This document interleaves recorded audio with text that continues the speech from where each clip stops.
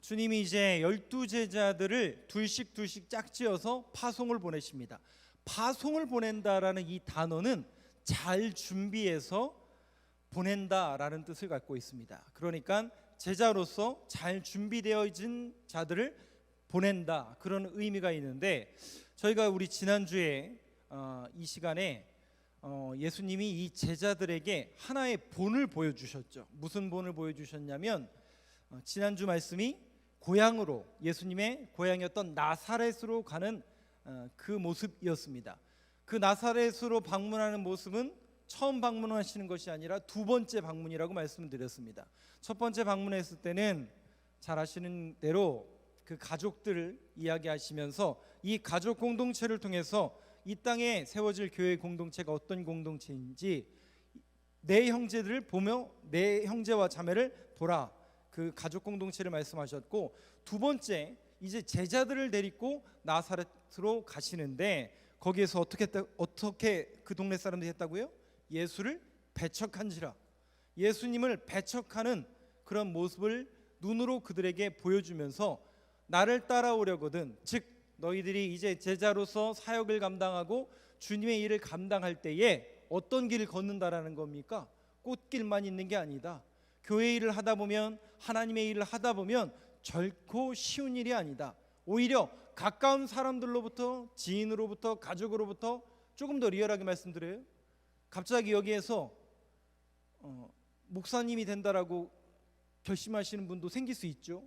갑자기 내가 선교사로서 나아가야 되겠다라고 결심하시는 분이 계시겠죠. 그러면 죄송하지만 반응이 어떨 것 같으세요? 같이 신앙생활 수십 년 같이 했는데 갑자기 어느 날 선교사로 가야겠습니다, 나 목사해야 되겠습니다, 그러면 반응이 모르긴 몰라도 죄송합니다,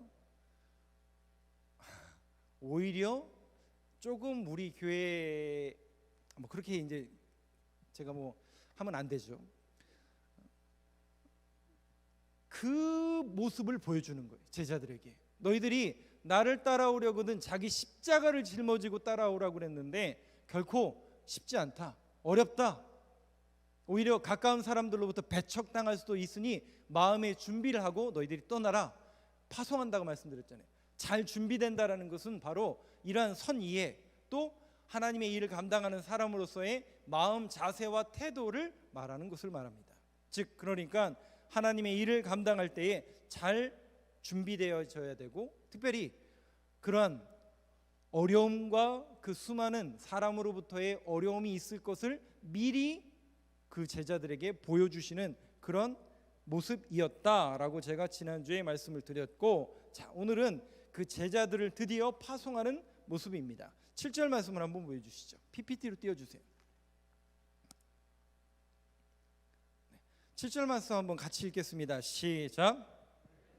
를 부르사 둘씩 보내시며 더러운 귀신을 제어하는 권능을 주시고. 제가 늘 말씀드리는 두 명씩이죠. 한 명이 아니라 두 명씩이죠. 왜요? 둘이라는 숫자는 증인의 숫자입니다. 혼자가 아니라 증인의 숫자이기 때문에 둘씩 짝지은다라고 성경은 이야기하고 있습니다. 그러니까 증거의 숫자예요. 자, 여러분들에게 한번 제가 질문해 볼게요. 제가 질문하는 것을 왜 좋아하는지는 잘 모르겠지만 여러분들에게 한번 생각해 보세요. 예를 한번 어떤 예를 드냐면 이런 예를 한번 들어볼게요. 저희가 이제 사회봉사부 주관으로 교회 청소를 하기로 했어요.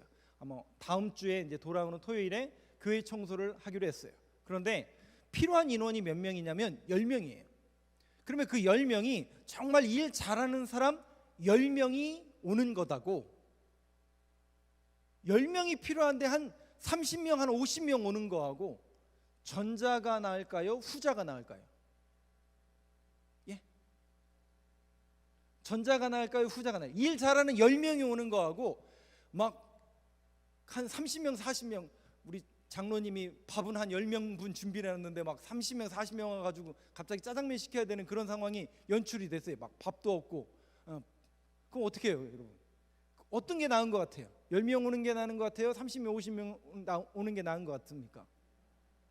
이게 효율적으로 따지면 전혀 가성비가 안 좋죠. 30명, 50명이 오는 게. 근데 여러분 보세요. 교회라는 이 공동체는 제가 언젠가도 이 말씀을 드렸던 것 같은데, 교회라는 공동체는요 항상 30명, 50명 더 많이 오는 게 중요합니다. 왜냐하면 이것은 제 이야기가 아니라 어떤 목사님이 설교문에서 이렇게 얘기하시더라고요. 하나님의 일을 같이 한다는 연대감을 서로 공유해야 되기 때문이다라고 이야기하시더라고요. 다시요. 하나님의 일을 같이 한다는 연대감을 서로 공유하기 위해서 더 많은 사람이 와야 된다는 겁니다. 그래서 여러분, 하나님의 일이라면, 이것이 우리 교회 또 하나님의 일을 위한 일이라면 여러분들이 적극적으로 자원하는 마음으로, 밥은 축낼지 모르지만 여러분들이 시간을 드리고 헌신을 드리고, 그래서 함께 많은 사람들이 모여서 주의 일을 감당하는 우리 교회가 되길 간절히 소망합니다. 적극적으로 함께 자원하는 마음으로 나아오셔야 됩니다.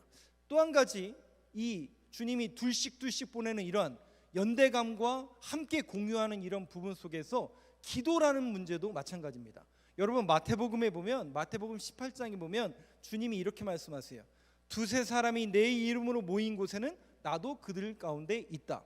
이런 우리가 잘 아시는 말씀이잖아요. 두세 사람이 모인 곳에는 나도 있다. 근데 여러분, 그 20절 말씀 앞에가 19절이겠죠. 19절에는 어떤 말씀이 있냐면, 두세 사람을 모인 곳에 나도 있겠다라는 이 말씀을 하신 이유는 뭐냐면 19절, 즉 합심하여 모여 기도하는 곳에 나도 있겠다라는 말씀입니다. 그러면 여러분, 기도라는 것은 많은 사람이 모여 하는 게 좋을까요? 따로 하는 게 좋을까요? 실상은 기도도 모여서 하는 게 좋습니다. 다 여기서 또 질문을 여러분들에게 드릴게요. 왜 교회라는 공동체에서는 자꾸 모여서 기도를 시킬까? 1번, 서로 조는 것을 감시하기 때문에. 2번, 서로 목소리를 크게 할 수 있기 때문에. 3번, 기도가 객관적이 되기 때문에. 1번, 2번, 3번 어떤 걸까요? 조는 것 감시할 수도 있습니다. 크게 소리를 낼 수도 있습니다만은, 합심하여 기도한다라는 것은 뭐냐면요, 한 기도 제목을 놓고 같이 기도하는 거예요. 하나님의 몸된 교회를 세워가기 위해서 객관적으로, 이타적으로 우리가 기도를 혼자 하다 보면 자연스럽게 이기적인 기도가 될 수밖에 없어요. 나만을 위한 기도, 나를 위한 기도, 나. 근데 여러분, 죄송하지만 그러다 보면 자꾸 나 하다 보면요, 내 안에 뭘 보는 줄 아세요? 죄를 보는 게 아니라요, 나의 부족한 면만 봐요. 그래서 오히려 혼자 기도하다가 시험 드는 사람이 어떤 분인 줄 아세요 혹시? 왜냐하면 나만을 위해서 기도하다 보니까 나는 이렇게 모질라고, 이렇게 부족하고, 이렇게 연약하고, 뭐지? 그러니까 자기 비련에 걸려버립니다. 자기 상실감에 갇혀버려요.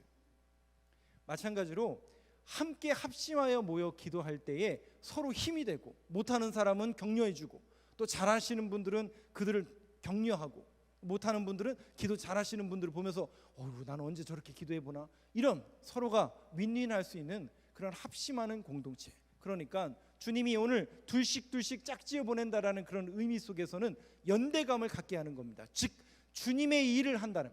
그러니까 여러분, 단순히 오늘 이 설교 속에서 오늘 제자를 파송하는 이 부분이 단순히 제자를 파송한다, 선교사로 보낸다, 이런 부분으로만 생각하지 마시고 조금 더 범위를 넓혀주세요. 포괄적으로 하나님의 일을 하는 모든 원리를 말합니다. 하나님은 하나님의 일을 하는 모든 원리 속에서 둘씩 보내시며 연대감을 갖게 하는 겁니다. 함께 공유하게 만드는 주님의 방법입니다. 그 다음은 뭐냐면 밑에 줄, 더러운 귀신을 제어하는 권능을 주시고입니다. 여기 보니까 더러운 귀신을 제어하는 권능을 주신대요.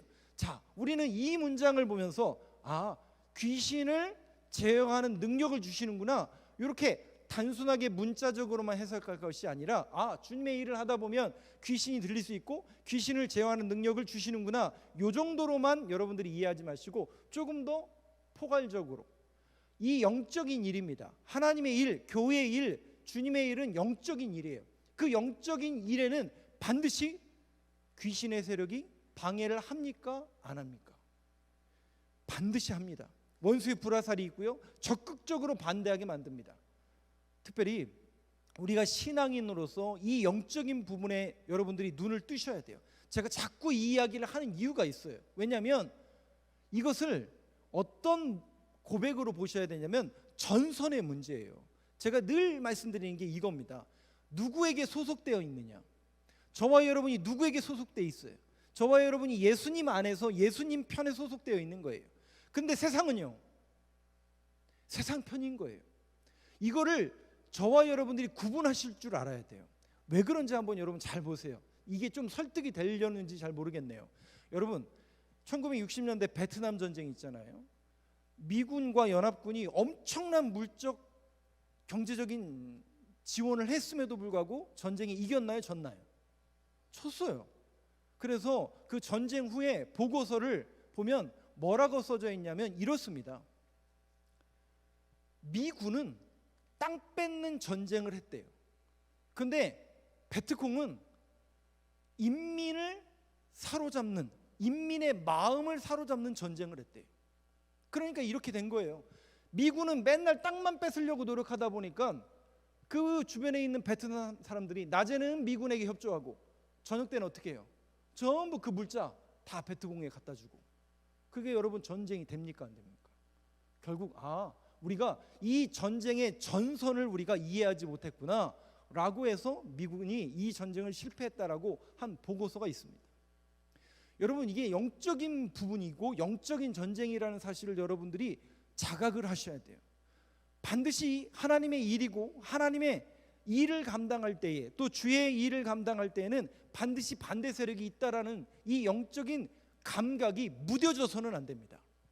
근데 여러분 한번 생각해 보세요. 요즘에 마귀와 사탄과 귀신은 무서운 존재로 나타날까요? 눈에 보이지 않는 평안한 존재로 나타날까요? 무서운 존재로 나타나면요, 당연히 무서우니까 뿔 달리고 귀신 달리면 귀신이구나 우리도 그냥 판단한다니까요. 그래서 안 한다고요. 떠난다고요.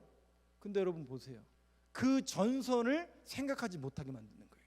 아유, 목사님 뭐 귀신 얘기하고 영적인 얘기 합니까? 그냥 설교 시간에 좋은 얘기나 좀 많이 들려주시고, 오늘도 설교 시간에 그냥 뭐 성경 얘기나 좀 하시고, 좀 우리 인생에 도움되는 이야기 뭐 그런 거나 좀 하시죠. 여러분, 구별하실 줄 알아야 된다니까요. 무감각해지면 안 된다니까요. 여러분, 잠드시면 안 돼요. 깨우셔야 돼요. 영적인 눈을 드셔야 돼요. 이거는 하나님의 일이구나. 이 예배를 방해하는 세력, 또 하나님의 몸된 교회를 방해하는 세력이 반드시 있다니까요. 눈을 크게 뜨세요. 보세요. 귀로만 듣지 말고 눈으로 보세요. 그래서 그것을 구별해낼 수 있는 저와 여러분이 되길 간절히 소망합니다. 하물며 제자를 파송하는데, 선교를 보내는데, 하나님의 일을 하는데 가만히 있을 리가 없죠. 그러니까 주님이 그 권능을 주시는 거예요. 더러운 귀신을 제어하는 권능을 주시고, 저와 여러분이 영적으로 눈이 떠져서 하나님의 일을, 또 하나님의 편에 서서 주의 일을 감당하는 우리 교회가 되길 간절히 소망합니다. 말씀 넘겨주시죠. 8절 말씀입니다. 8절 말씀입니다. 한번 같이 한번 읽겠습니다. 8절 말씀 같이 읽겠습니다. 시작.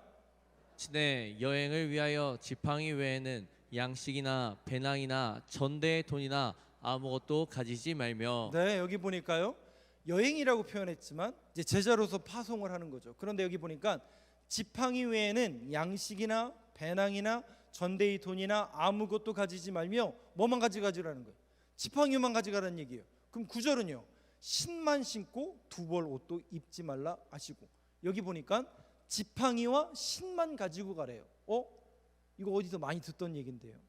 여러분 기억나세요? 출애굽기에 보면 이스라엘 백성들이 출애굽하기 직전에 주님이 주신 명령이 뭐냐면, 너희는 빨리 급히 허리에 띠를 띠고 신을 신고 지팡이를 짚고 급히 먹어라. 왜요? 유월절 지나면 이제 광야로 나아가야 되니까. 광야로 그들을 보내기 직전에 지팡이와 신과 허리띠를 띠라. 그 광야로 이스라엘 백성들을 보내시면서 그 광야에서 어떻게 하세요? 하나님이 먹게 만들고 마시게 만들고, 하나님이 낮에는 구름기둥 밤에는 불기둥으로 인도하시는, 즉 그 광야로 이스라엘 백성들을 내몰면서 지팡이와 신만 신기면서 그들을 광야로 내몰면서 뭘 연습시키는 거예요? 광야에서 뭘 연습하는 겁니까? 하나님이 우리에게 만나를 주시고, 하나님이 낮에는 구름 기둥, 밤에는 불 기둥으로 인도하시고, 하나님이 나의 모든 삶 속에서 연약함이 있으면, 부족함이 있으면, 물이 부족하면 하나님이 공급해 주시는구나. 하나님이 있어야만 우리가 사는구나. 광야와 같은 삶이라 할지라도 하나님이 나와 동행하신다면 우리가 살 수 있구나. 하나님만 바라보게 하는 훈련을 어디로? 광야로 보내신 겁니다. 그러면 여기 지팡이와 신만 신고 나가라는 것은 뭘 훈련시키기 위함입니까? 뭘 훈련시키기 위함이에요? 하나님만 바라보게 하는, 하나님으로 완전합니다. 하나님의 능력이면 충분합니다. 하나님이 함께 하시면 우리는 그 일이 가능합니다. 그 훈련을 시키기 위해서 지팡이와 신만 신게 하십니다.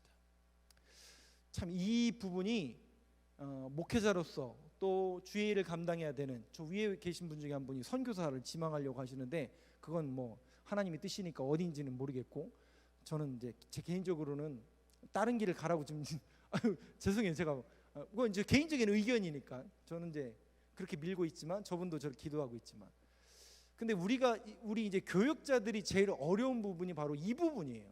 분명히 주님이 뭐라고 말씀하시냐면, 지팡이 외에 양식이나 배낭이나 전대의 돈이나 아무것도 가지지 말래요. 신만 신고 두 벌 옷도 입지 말라 하시고. 이 부분이 제일 해석하기가 어렵기 때문에 정말 그래야 되는 게 맞는 건가? 그러면 지금 집에 있는 신이랑 지팡이랑 송 목사님이랑 우리 이제 교육자들은 지금 집에 있는 걸 다 꺼내와가지고 여기 있는 말씀대로 하나만 남겨놓고 다 버려야 되는 건가? 참 쉽지 않은 부분입니다. 근데 왜 하나님이 이렇게 명하시냐면, 그 우선순위의 개념을 여러분들이 정확히 아셔야 돼요.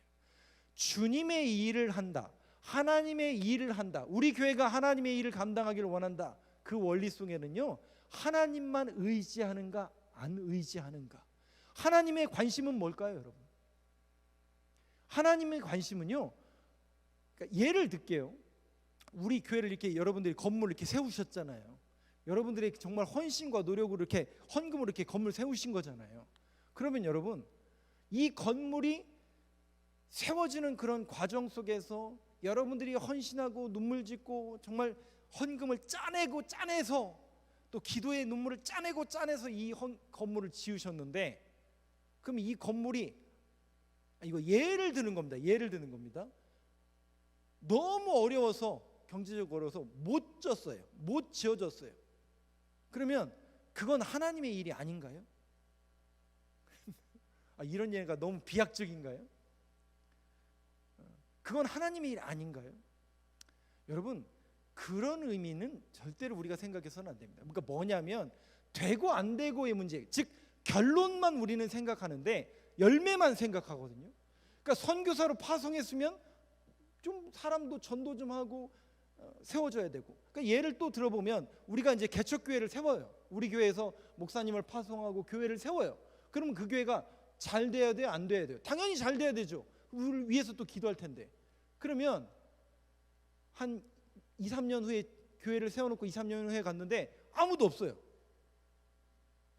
그러면 잘 된 거예요, 못 된 거예요? 네? 이거 답변하기 어렵잖아요. 이게 주님의 일이라는 게, 하나님의 일이라는 게 참 어렵습니다. 이래서. 근데 여러분, 중요한 건 뭐냐면요, 항상 하나님은 우리의 마음의 상태를 보십니다. 그리고 결과보다는 과정을 보세요. 포도나무에 저와 여러분이 가지로서 붙어만 있으면 열매는 저절로 열리게 되어 있습니다. 근데 그 시기는 알 수가 없어요. 주님만이 아시는 거예요. 그러면 우리는 뭐 하냐면, 잘 붙어 있는가, 즉 우리가 이 하나님의 일, 거룩한 하나님의 일에 자원하며 기도하며 간구하며 주님께만 붙들려 있는가, 이것만을 하나님은 확인하시는 거거든요. 즉 주님께 늘 잘 붙들려 있을 수 있는 저와 여러분이 되길 간절히 소망합니다. 그 주님께 잘 붙들려 있다라는 그 신앙의 태도와 그 신앙의 습관과 형식이 뭐로 드러나냐면, 기도를 통해서 나타나는 겁니다. 그래서 신앙인이 기도는 당연한 행동이고 태도이어야 합니다. 왜? 하나님만 의지한다라는 자신의 태도를, 여러분 이런 이유는 그 귀신을 쫓아내지 못하는 그 제자들을 향해서 주님이 뭐라고 말씀하시냐면 기도 외에는 이런 이유는 나갈 수 없다. 근데 거기에 빠진 단어가 기도와 금식이라고 말씀드렸잖아요. 그럼 금식이라는 건 뭐예요? 여러분들에게 또 질문해 볼게요. 금식은 신앙 고백입니까? 기도의 한 방법입니까? 다시요. 금식 있죠. 금식, 밥 안 먹는 거 있어요. 밥 안 먹고 하나님께만 기도하는 것, 금식. 금식이라는 것은 신앙 고백입니까? 우리의 기도의 하나의 그 방법입니까? 네? 어렵죠. 기도라는 이렇게 큰 범주가 있고 그 중에 금식 기도 이거 아니에요? 근데 왜 신앙 고백인지 여러분은 잘 들어보세요. 금식이라는 건요, 음식을 안 먹는다는 얘기예요. 그 음식을 안 먹는다는 얘기는 뭐냐면 외부로부터 오는 에너지를 내가 안 받겠다라는 얘기예요. 그러면 어떻게 하자는 얘기예요? 외부로 오는 에너지를 내가 안 받고 하나님이 주시는 영적인 에너지로만 살겠다라는 가장 적극적인 신앙 고백을 금식이라고 합니다.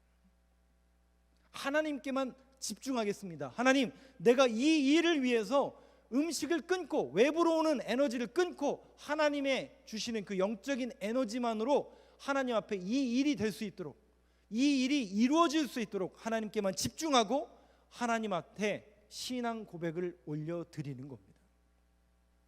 마찬가지로 저와 여러분이 그 주님의 일을 감당할 때에 이런 믿음의 고백, 특별히 저와 여러분들의 몸된 교회가 하나님의 일을 계속 이제 감당해 나가야 될 텐데, 여러분들이 이런 기도에 집중하고 주님의 일에 집중하여서 하나님의 일을 정말 잘 감당해내는 저와 여러분들의 모습, 우리 교회가 되길 간절히 소망합니다. 그 적극적인 겁니다. 신앙 행태이고 신앙 고백인 거예요. 신발 지팡이만 신고 가라는 것은 네가 하나님만 의지하느냐 세상을 의지할 것인가, 그 부분에 주님께서는 그 마음의 상태를 보신다라는 것이죠. 그래서 제가 제일 어렵다고 말씀드리는 거예요. 돈도 있어야 되는데, 사람도 있어야 되는데 어떡하죠? 근데 주님은 항상 우리의 마음의 상태를 보신다라는 그런 믿음의 고백을 가지고 여러분들이 주님의 일이라면, 이것이 주님의 일이라면, 주님께서 우리에게 맡겨주신 일이라면 그 주님께 맡길 수 있는 모든 것은 주님께서 주관하시고 모든 것은 하나님께서 함께 하실 거라는, 역사하실 거라는 그런 믿음의 고백으로 주의 일을 감당하는 저와 여러분이 되길 간절히 소망합니다. 다음 절 한번 보여주시죠. 10절 말씀 한번 같이 읽겠습니다. 시작. 또 이르시되 어디서든지 누구의 집에 들어가거든 그곳에 떠나기까지 거기 유하라. 이 말씀은 그냥 문자 그대로 읽다 보면 조금 이해가 되지 않을 수 있지만 조금 쉬운 번역에는 이렇게 써져 있습니다. 어느 집에 들어가든지 마을을 떠날 때까지 거기 유하라. 다시요. 어느 집에 들어가든지 거기 떠날 때까지, 그 마을에서 떠날 때까지 한 집에서만 머물러라. 조금 더 이렇게 쉽게 여러분들한테 해석해드리면 이거를 이제 어떤 분은 이렇게 얘기하시더라고요. 우리가 이제 전도 여행을 가요. 또 선교 여행을 가는데 한 고을에 이렇게 선교 여행을 갔습니다. 그래서 한 집에 들어갔어요. 그리고 나만 거기 간 게 아니라 이거 둘씩 파송 갔다 그러잖아요, 제자들이. 옆집에 우리 다른 친구가 이제 간 거예요. 근데 들어보니까 이 집에 들어갔는데 이 집은 화장실도 소위 말해서 허접하고 먹는 것도 변변찮고, 그런데 낮에 그 옆집에 간 친구, 그 사역자의 친구 얘기 들어보니까 거기는 집도 좋고 먹는 것도 좋고. 그럼 어떻게 해요? 집을 옮겨야 돼요?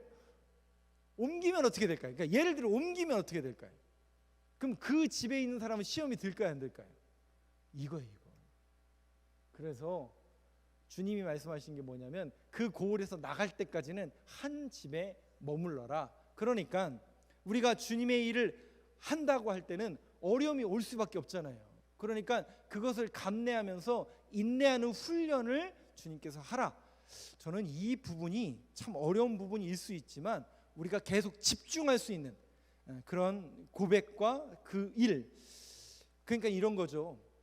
하나님의 일을 하다 보면 조금 더 이렇게 리얼하게 말씀드리면 우리가 이제 예배 위원으로 이렇게 하다 보면 어떤 분은 안내, 또 차량 봉사, 또 헌금 위원, 어떤 분이 이런 분. 그러면 유난히 빛이 나는 분들 있잖아요. 나는 왜 일을 해야 되나? 그런 기분이 들까요, 안 들까요? 들 수 있다니까요. 들 수 있더라도 맡겨주신 일이라면, 또 그것이 기간이 있다면 그 일에 항상 최선을 다하고 그 일을 위해서 제가 가장 감명받은 그 한 청년이 하나 있어요. 나중에도 제가 그 청년이 쓴 책을 한번 보여드릴 텐데, 고등학교를 졸업하고 족발 가게에 알바생으로 간 친구가 하나 있습니다. 그 친구는요, 그 가게에서 정말 그 오는 손님을 그냥 대하지 않아요. 그러니까 그런 알바생을 쓰면 가게가 잘 될 수밖에 없는데, 근데 그 친구 마인드가 완전히 깨어 있는 거예요. 나는 비록 이 알바 시간이라는 이 시간에 일을 하고 있지만 이 시간만큼은 모든 열정과 힘을 다하겠다. 그러니 여러분, 그 사람이 일하는 그곳에 사람이 올까요, 안 올까요? 그 가게가 맛있어서 가는 게 아니라 그 청년이 너무 귀하고 인사를 잘하고 너무 열심히 헌신하는 모습으로 사람들이 그곳에 간 곳이 있어요. 실질적으로 그래서 대박이 나가지고 그 학생이 나중에 대기업에 취직까지도 됐어요. 그래서 이제 책까지 쓴 친구가 하나 있어요. 저는 그 모습을 보면서 와, 나에게 맡겨진 일, 내게 주어진 일이라면 정말 최선을 다해야 되겠다. 그런 고백으로 주의 일을 감당해야 되고, 저와 여러분이 그렇게 주의 일을 감당할 수 있게 되길 간절히 소망합니다. 넘겨주시죠. 11절 말씀. 한 두 절 남았는데요. 11절 말씀 한번 보여주시죠. 11절. 한번 마태복음 10장 11절 말씀인데요. 한번 같이 읽겠습니다. 시작. 어떤 성이나 마을에 들어가든지 그 중에 합당한 자를 찾아내어 너희가 떠나기까지 거기서 머물라. 네, 마태복음에서는 마가복음에 없는 구절이 조금 더 추가가 되는데요. 어떤 성이나 마을에 들어가든지 그 중에 합당한 자를 찾아내어 너희가 떠나기까지 거기서 머물라. 여기 합당한 자라는 것은 어떤 뜻이냐면, 그 주님의 일을 감당하는 사람들의 철학과 가치관과 생각이 같은 사람, 공감할 수 있고 그 일을 이해할 수 있는 사람을 찾아내라는 거예요. 조금 더 여러분들에게 리얼하게 말씀드릴게요. 제가 금요 심야가 되면 두 가지 기도 제목을 놓고 저는 계속 기도하고 있습니다.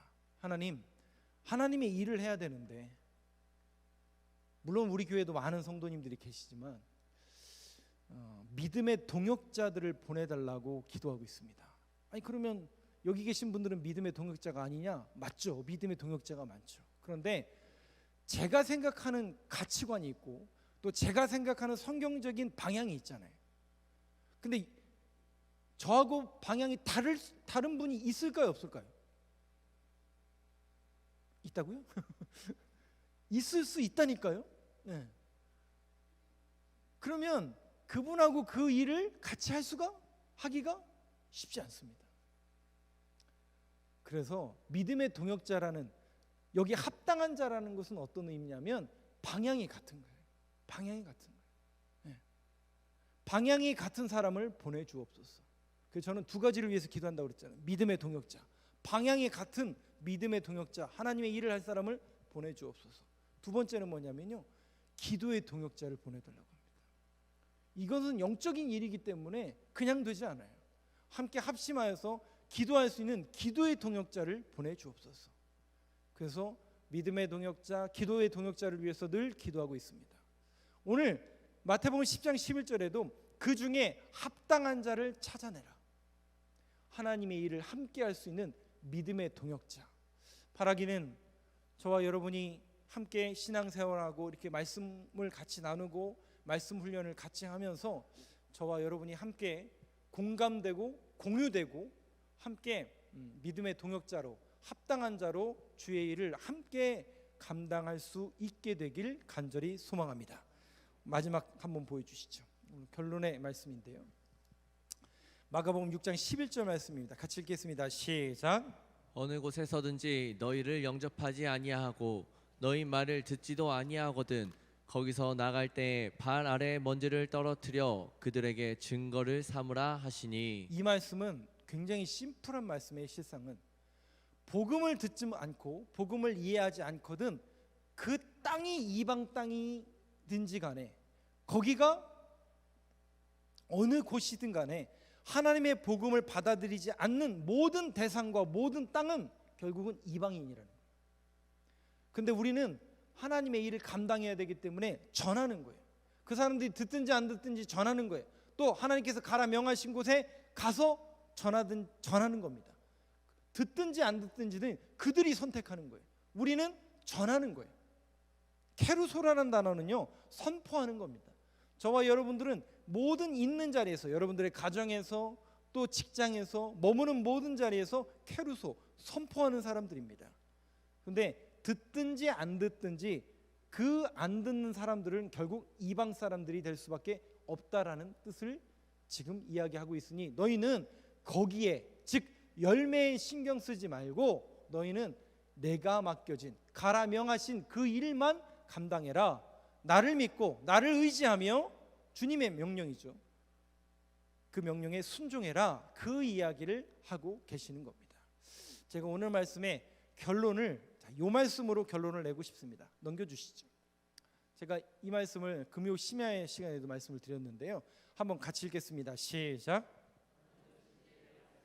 이렇게 분별하며 부끄러울 것이 없는 일꾼으로 인정된 자로 자신을 하나님 앞에 드리기를 힘쓰라. 물론 저는 오늘 본문 말씀을 나중에 또 제자훈련 수료 예배 때 이 말씀을 가지고 또 설교를 하겠지만, 분명한 것은 하나님의 일을 하는 일의 원리가 똑같은 방법입니다.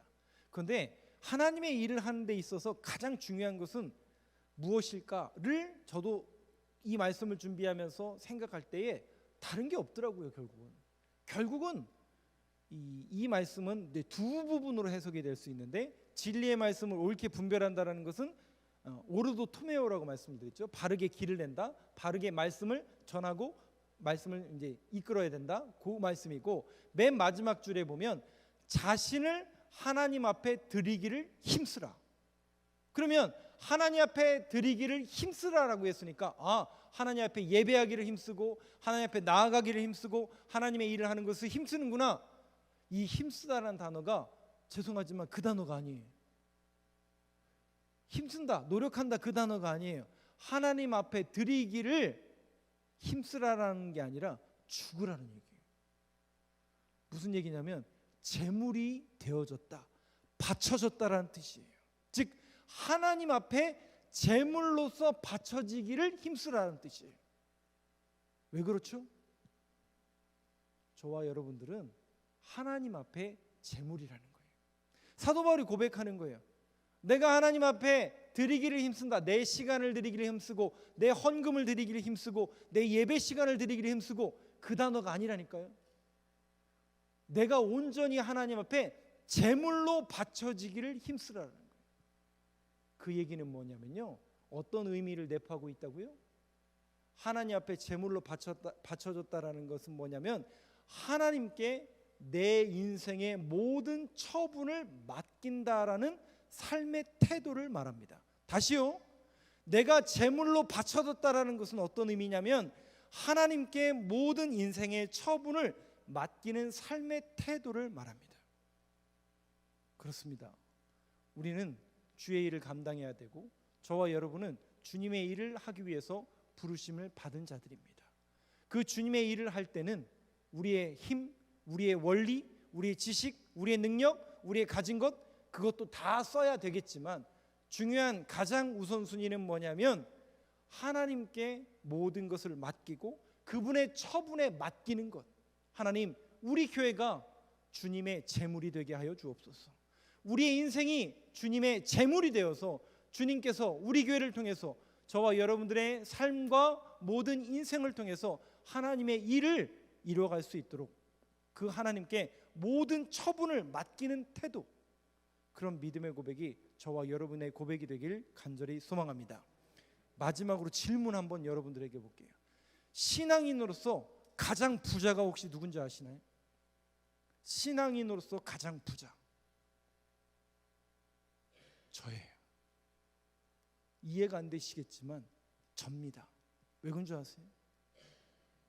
하나님께 늘 제물 되길 힘쓰는 사도 바울, 또 이 말씀을 받아들이는 또 여러분들이 이 말씀을 받아들인다면 여러분들은 정말 신앙인으로서 부자입니다. 왜 그런 줄 아세요?